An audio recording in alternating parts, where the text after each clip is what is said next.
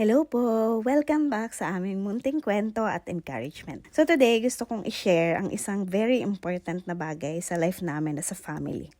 Contentment. So tulad ng na-share namin before, nung lumipat kami dito, halos wala talaga kaming gamit. Walang mga cabinet and halos lahat nakakahon-kahon lang. And this one here, ito yung dating lalagyan namin ng mga sapatos.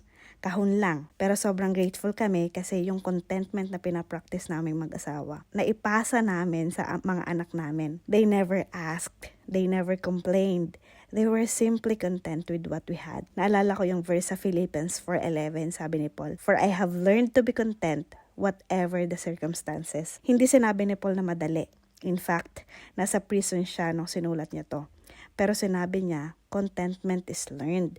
Natututunan siya. And today, from kahon to cabinet, simpleng change lang siya pero malaking reminder for us kung gaano ka-faithful si God. Sinabi rin sa Hebrews 13:5, "Keep your lives free from the love of money and be content with what you have because God has said, never will I leave you, never will I forsake you." At doon namin na-realize na ang tunay na contentment ay having Jesus in our lives. Bonus na lang yung material things na nadadagdag.